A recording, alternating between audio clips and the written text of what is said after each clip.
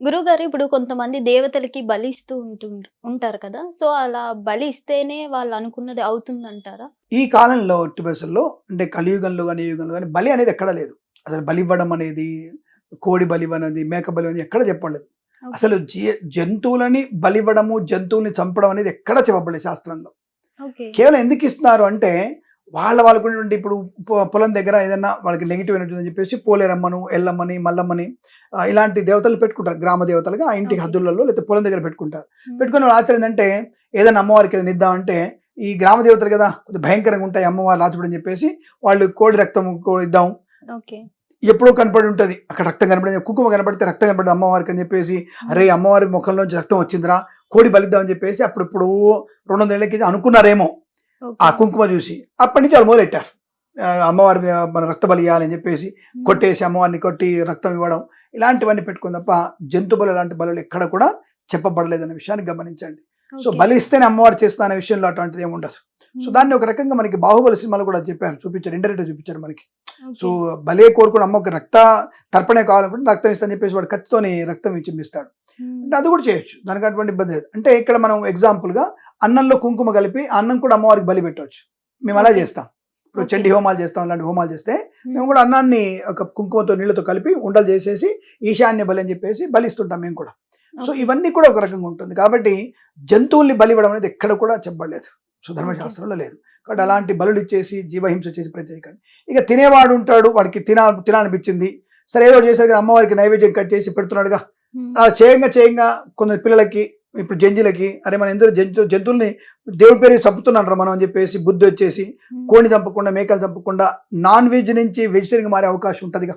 Okay. కాబట్టి maybe అలాంటిది కూడా మనకి జరుగుతున్న కాలక్రమంలో మార్పుల వల్ల హ్మ్. ఇది కూడా జంతు బలులే అని చెప్పడం కూడా ఇది విశేషంగా చెప్తున్నాను నేను. కాబట్టి మేబీ అలా పిల్లలకు కూడా నేను నాన్ వెజ్ తినను అనే భావంతో వెజిటేరియన్‌కి మారిపోయి హ్మ్. జంతు బలులు కూడా పూర్తిగా భవిష్యత్తులో ఉండకుండా పోవచ్చు. ఇది ఓకే. కేవలం కారణం ఒక నమ్మకం. అమ్మవారికి మనం ఇది అన్నం పెట్టి నైవేద్యం ఇస్తే అని చెప్పేసి వాళ్ళందరూ వేడుక చేసుకోవడానికి. ఓకే. ఇంకొందెందుకు 2 సారా బొట్లు కూడా పెడతారక్కడ. హ్మ్. ఇప్పటికి సారా బాటిల్లు, మందు బాటిల్లు కూడా ఈ సమాధుల దగ్గర ఈ అవును. ఎల్లమ్మకి పెడతా ఉంటారు. హ్మ్. ఎక్కడైనా చూసారా మీరు? ఇది నేను ఒక దగ్గర చూసా నేను.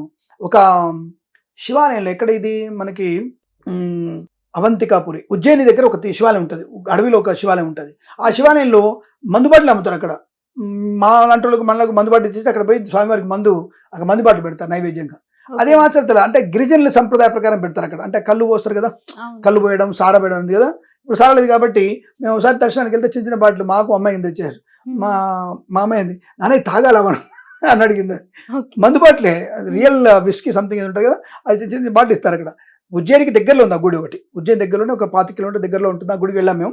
ఓకే. చాలా బాగుంటుంది ఆ గుడి. అక్కడ వెళ్ళి ఆయనకి నైవేద్యంగా అదే పెడతారు. అంటే హ్మ్. శివుడి మీద ఏం పోయరు కానీ నైవేద్యంగా పెడతారు ఆయనకి. So, okay. ఇలా మనకి అలా తాగే వాళ్ళ ప్రసాదం కూడా రివర్స్ ఇస్తారు. ఇప్పుడు ఓకే. అది ఇస్తే ఇంకో బాటిల్ వాళ్ళకి ఆ స్వామివారు పెట్టి వాళ్ళకి తీర్థం ఇస్తారు. వాళ్ళు ఓకే. తీసుకుపోయి దేవుడి ప్రసాదం తాగుతుంటారు వాళ్ళు. అదొక హ్మ్. విచిత్రం. ఓకే. ఇప్పటికి కూడా అటువంటి కొన్ని నమ్మకాలు కొన్ని గిరిజన సంప్రదాయ పద్ధతిలో ఉన్నటువంటి కొన్ని ఉంటాయి కదా! హ్మ్. అలాంటంటే వాళ్ళు శ్రామికులు కాబట్టి శ్రమ చేసి మనం ఎట్లా తాగుతున్నాం కదరా! ఒక పని చేద్దాం దేవుడిని కూడా ఇంత నైవేద్యం పెట్టి తాగుదాం ఓకే. అన్న ఒక ఫీలింగ్ అంటే సంతృప్తి పడడం. హ్మ్. దేవుడు శాపం ఇస్తాడు మనకన్న పాలంతో ఆ గిరిజనులు అటు నిరక్షరాస్యులైనటువంటి అలవాటుని మనం ఇంకా దాన్ని కొనసాగించి ఇబ్బందులు పడ్డం తప్ప అంత పెద్ద ఇబ్బంది ఏం లేదు. అలాంటివి బలులు గాని ఇటువంటివి వేషాలని లేవు. అటువంటి బలులు ఇచ్చేసి జీవహింస చేసే ప్రయత్నం చేయొద్దని నా మనవి. ఒకవేళ బలిస్తే ఎలాంటి నియమాలు పాటించాలంటారు గురుగారు? బలే లేనప్పుడు నియమాలు ఎందుకుంటాయి నాన్న? బలే లేనప్పుడు నియమాలనేవి ఏం లేవు. ఓకే. వీళ్ళు పెట్టుకునే నియమాలు. ఇప్పుడు ఓకే. ధర్మశాస్త్రంలో బలి గురించి ఉంటే నేను చెప్పేవాడిని హ్మ్. నియమాలు. బలి లేనప్పుడు నియమం ఎందుకుంటుంది దానికి? కాబట్టి ఓకే. ఎటువంటి నియమాలనేవి లేవు.